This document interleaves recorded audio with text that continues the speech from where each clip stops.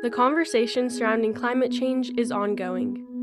Melting glaciers and sea ice are affecting the global climate, causing issues for communities around the world.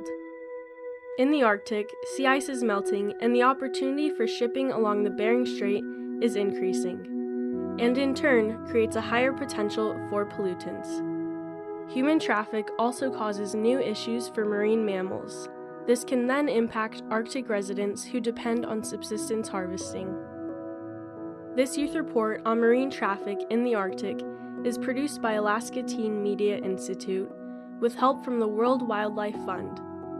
We'll travel to Golovin and Wales, Alaska villages along the Bering Strait, to talk with residents about how climate change is affecting their homes. We'll hear from government officials about the impacts of melting sea ice, and researchers will tell us about their efforts to study the Arctic and document areas that are only recently accessible. I'm Kendall Stormo, and I'll be your host. Steady changes in Arctic conditions create subsistence lifestyle challenges. As many know, residents of remote Arctic communities have relied on the land and the sea for thousands of years.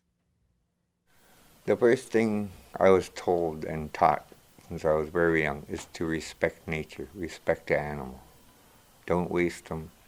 Clyde Oxrock is a resident of Wales, Alaska, which is the westernmost city within the mainland United States. The village was a settled area due to its location along migratory routes of game animals and sea life. Oxrock started hunting when he was around 8 years old. Through this, he learned the importance of hard work, physical stability, and the value of nature. And respect the weather. Don't taunt the weather. Don't challenge the weather. That weather, the environment's going to always win. You have to be humble to the weather. You do anything else you want, but you have to be humble to the weather if you want to survive. Being aware of weather is important when determining when to go out hunting and when to return. But climate change is making it more difficult to predict what the weather will do. One result of the rapidly changing weather is that it's making hunting more dangerous than ever before. These changes in weather bring hazards for some and opportunity for others. ATMI spoke with Wales and Golovin, Alaska residents and World Wildlife Fund's Elizabeth Kruger, who works with communities in the Arctic. They share stories of how these changes are impacting people, wildlife, and business. Here's youth reporter Quinn White.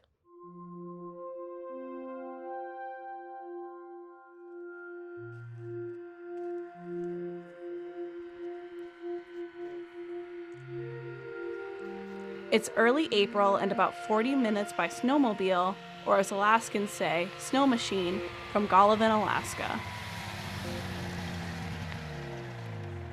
I'm with a small group of local residents, and we're assembled to hear the ocean like we've never heard it before. All right, you guys ready for this? Yeah. But first, Golovin resident Jack Fagerstrom tells me how he and other Inupiaq hunters have methods for hearing life under the sea ice. If you can hear the reverberation through your boat, or other people just use an oar, stick it on, put your oar in the water. It's in your paddle acts as a sounding board thing, something that the sound will bounce off of. But today, Fagerstrom's friend and neighbor, Toby Anungazuk Jr., drills a hole in the ice using a battery-powered auger.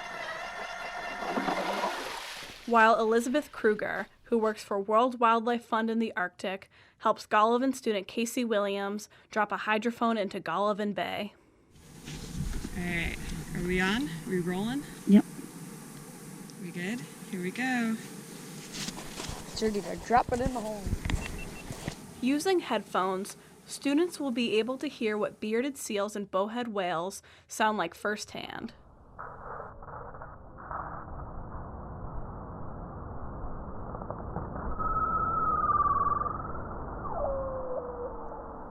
These beeps and whistles create a symphony of the marine mammals that migrate north to forage in the Chukchi and Beaufort Seas each spring, before going back south each fall.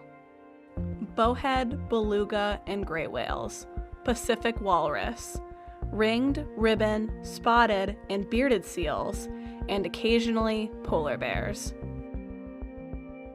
Golovin is the first of 2 stops on our World Wildlife Fund trip to explore how all these sea mammals may be affected by increased ship traffic in the Arctic.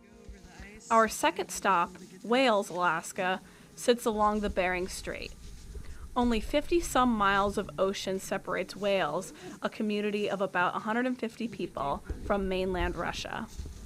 Roy Kamanasiak, a subsistence hunter in Wales, is seeing more traffic in the strait than ever before. We have just this one stretch of water, and we just have this one channel, and it's basically like a highway, a mammal highway out there. But marine mammals are no longer the only ones using the Bering Strait to get where they need to go. The strait is the only waterway that connects the Pacific and Arctic Oceans. And as sea ice melts, potential for shipping expands, and more companies are expected to use the Bering Strait as a shortcut between Europe and Asia. There are 2 new routes ships can take to travel through the Arctic. When traveling from Europe to Asia, a ship can go around Russia and cut through the Bering Strait. Or, rather than passing through the Panama Canal, a ship can go around the state of Alaska through the Bering Strait. Both routes can cut days off a ship's journey. While this saves both time and money, it does increase risks and the amount of noise in the region.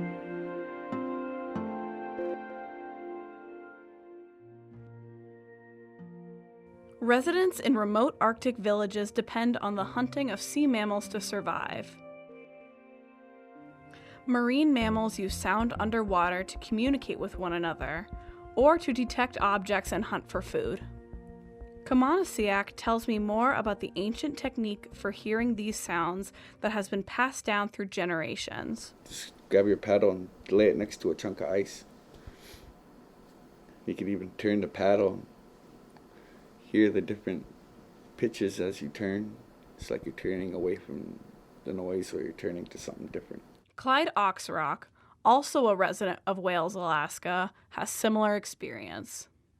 You wouldn't think you could hear sounds underwater through wood, but if you put a paddle in the ocean and put the end of it to your ear, you will hear the sounds almost like a microphone. You'll hear a lot of sounds you wouldn't think you could hear through a piece of wood. We're back above the ice with World Wildlife Fund's Elizabeth Kruger. It's totally silent, and there's seemingly nothing for miles around. All I see is ice. I always have to remind myself when I'm out on the sea ice that I'm standing on water. It doesn't really feel like you're over water. And so you're kind of looking at this black and white world where the only sounds you can hear on top are the sound of the wind a little bit and the crunching of your boots. Kruger drops the hydrophone into the Bering Strait.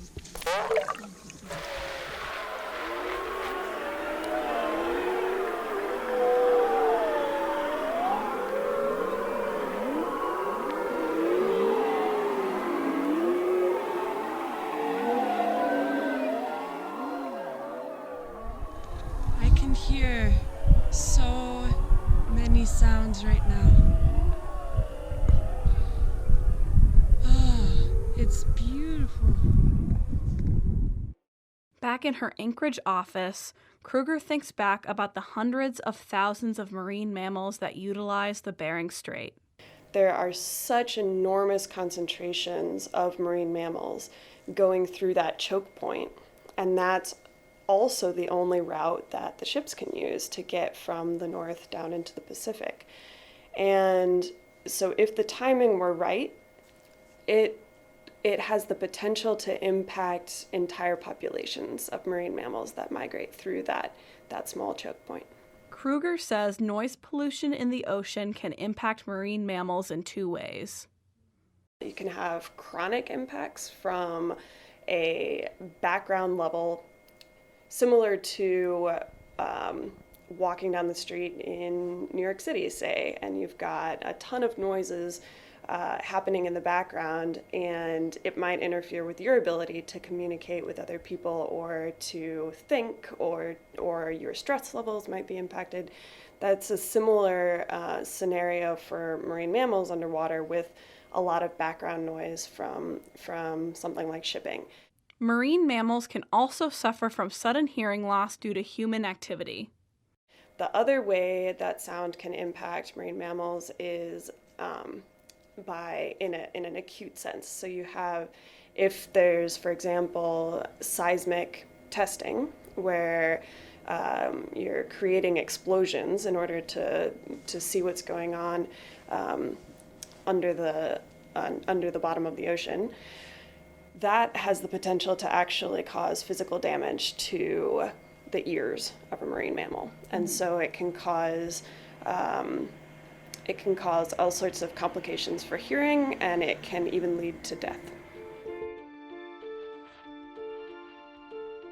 In 2017, the U.S. Coast Guard completed a Bering Strait Port Access Route Study, also known as PARS, to give ships safer routes and to minimize the risks of potential disasters.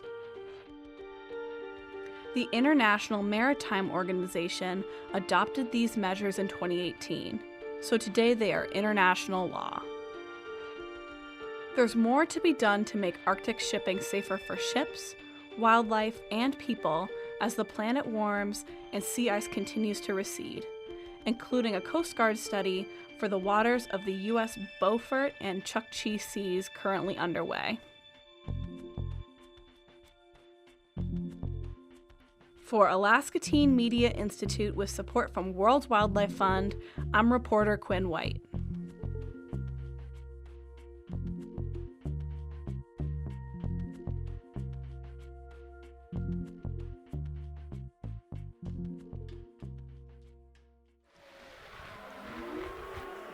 Thank you, Quinn. We're hearing some more of the hydrophone audio from Quinn's time in Wales.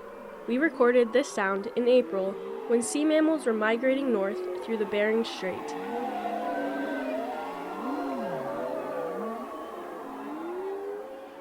To hear more of this rich soundscape, visit alaskateenmedia.org and click to our youth reporting project titled Marine Traffic in the Arctic.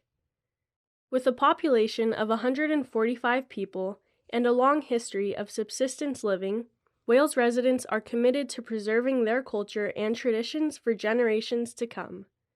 Earlier, we heard from Clyde Oxrock.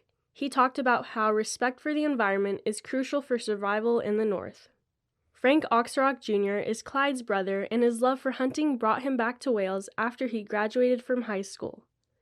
Now an elder himself, Frank has witnessed great change. My whole life, I've never seen open water like that. You know, when I first saw that, first ones I thought about was my elders, my uncles, my dad, you know, my grandmothers, my aunties. They would say what they would say. Some of them would be scared because it changed so fast. Sometimes I can't believe I lived through these things, you know, and actually see the changes. We gotta be pretty cautious when you're out on the ocean of the weather and changes. Weather seems to turn bad quicker, and the game we chase, we gotta go further to get them. I know that last time they went out hunting, they had to be real careful because the ice is not frozen like it used to be. And you got to be real careful for them to go out because they could easily injure themselves. It used to be nice and thick and strong. Personally, I know of few elders who have died or just because of different warmer climate, unsafe ice. The climate change, warming is good in some places. It's not good for us. We're used to certain ways of doing things. I've heard it said that winter has suffered at the expense of spring, and fall. And we've also suffered. These are the voices of Golovin and Wales, Alaska residents who struggle with the dramatic shifts to their way of life that come with melting sea ice and changing weather patterns. The Coast Guard PARS study Quinn reported on earlier aims to protect rural Alaskan communities that continue to live subsistence lifestyles, while acknowledging the new opportunities open waters bring for shipping through the Arctic. Traversing the opening Russian and Canadian Northwest Passages in the Arctic has allowed ships to travel to their destinations faster and easier than ever. However, increased traffic also carries with it potential environmental impacts that may be detrimental to an ecology that has never been exposed to man-made travel before. Alaska Teen Media Institute's Rowan Pickard takes us back to the Bering Strait, the stretch of water between Alaska and Russia being affected by climate change.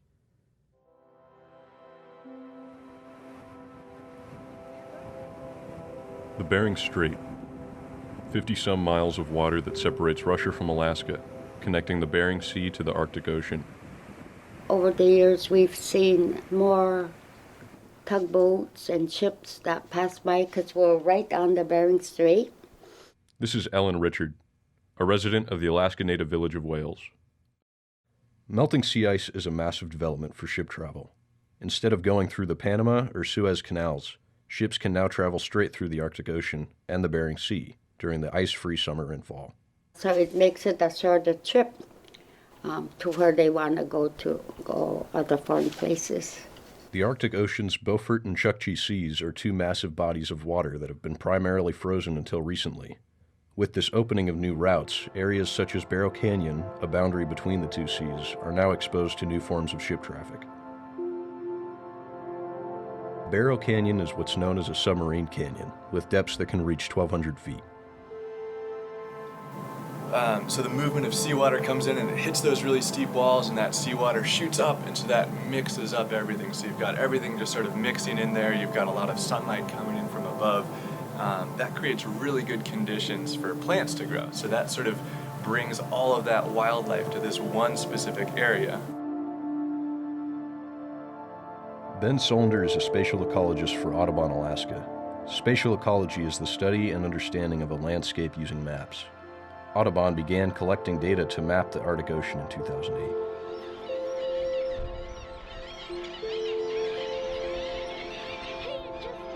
Environmentally sensitive areas along these routes are home to 80% of seabirds that nest in the U.S. and to millions of marine mammals. Solander gives his perspective about how ship traffic can affect the ecosystem in the Arctic. Any vessel, any large vessel is going to bring a lot of impacts into that area. So some things are like the risk of an oil spill. Like if a ship hits a rock, hits a coast, like their engine goes kaput and they just start to drift into shore, there's a really high potential for an oil spill. It would take days before a proper response team could get to the Bering Strait. The closest Coast Guard station is located down in Kodiak, an island sitting in the Gulf of Alaska, which is over 760 miles from the Bering Strait. Jack Fagerstrom is from Golovin, another Alaska Native community near the strait. Where are we going to get our oil spill response from? You know, it's like, I don't know what to compare it to. It's like maybe the end of the world as we know it, as the song goes.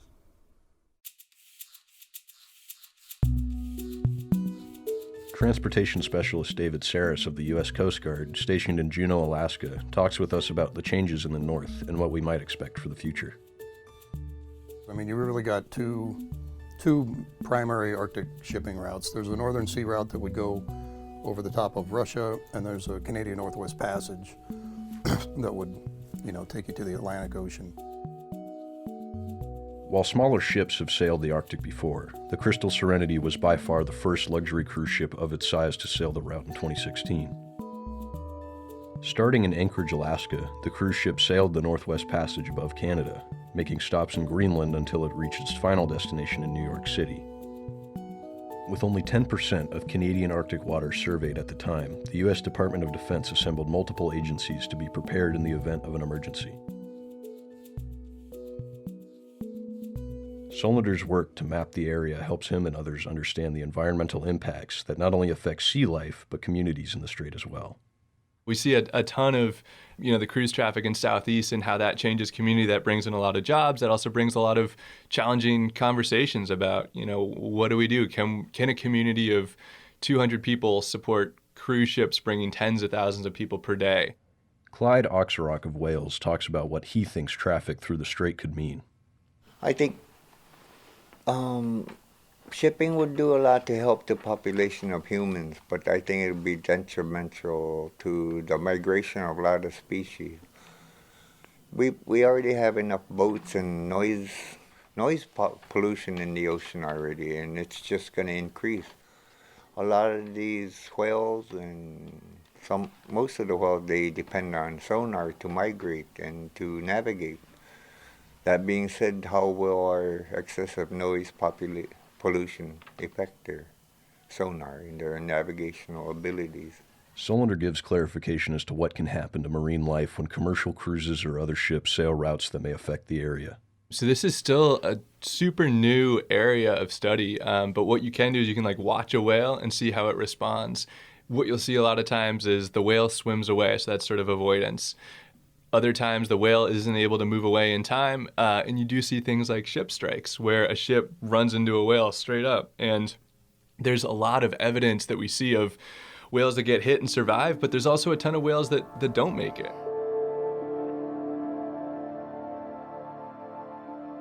With ship strikes as one of the leading causes of death for whales worldwide, the Coast Guard has enacted special zones in areas like the Northeast and the Mid-Atlantic, with dedicated speed limits to avoid collisions that can be fatal to wildlife and humans alike. The Great South Channel, a body of water that connects the Gulf of Maine and the Northwest Atlantic Ocean, becomes an area to avoid for any ship weighing 300 gross tons or more from April through July, as baleen whales migrate through the channel for the summer. Saris and the Coast Guard are taking some steps to aid navigation and prevent collisions. So the project that we're focused on is this port access route study, and it's intended to identify if there are particular shipping corridors that need to be established to prevent vessel collisions. And in the case of our situation here in Alaska, there's certainly environmental areas that it might be best if we steer ships away from those places. Recommended navigation rules detailed in the Coast Guard's completed Bering Strait Port Access Route Study, also known as PARS, were adopted in 2018 by the International Maritime Organization. This creates a system of two-way routes that establishes basic and voluntary rules of the road for domestic and international ships and does not limit commercial fishing or subsistence activities. It's almost like if you're driving on a highway where you stay on your side of the highway and the other person stays on their side of the highway, and there's less chance that you're going to run into each other. And then as you come to intersections or places where that route turns, you got to pay a little extra attention there as you're executing that turn to make sure that this is a place where another ship might also be turning, and gives you an idea to kind of pay a little more attention to your situation with respect to other vessels that might be in your vicinity. Gullivan resident Toby Anungazuk Jr. has some advice for those planning to travel through the area. First of all, I'd ask them to not burn that heavy fuel and stay within their shipping lanes. And the biggest thing I wish for is that there's no rust buckets. The Coast Guard also partners with NOAA, the National Oceanic and Atmospheric Administration. The organization aids in gathering data, mapping unmarked oceanologic areas, and tracking weather patterns. Sarah says this enables ships to traverse the dangerous waterways in a safer manner. So we're working with the National Ice Center and with NOAA and trying to figure out, what are the ice conditions going to be doing moving forward? Is that a factor that we need to take into consideration as we look at what's going to be the best route for ship? Are there areas that are going to be more predominantly ice-free as opposed to others that might not be? There's a lot about that area that we don't have a lot of experience operating up there, and so we're not intimately familiar with the nuances of the weather patterns and ocean currents that tend to have ice accumulate in certain locations and not in others. Sarah says the Arctic Port Access Route Study is still in development, and individuals and communities can send their comments and concerns to the Coast Guard, where they will take information to make sure the Arctic Ocean is safe for people, wildlife, and shipping traffic. So we follow, it's a public process, just like if the agency was going to create a regulation, although it's not a regulation. It could lead to a regulation, but it's not a regulation in and of itself. So we publish a notice of study in the Federal Register. Input will be taken during the open comment period where additional findings and concerns can be documented. For Alaska Teen Media Institute in Anchorage, with support from the World Wildlife Fund, I'm Rowan Pickard.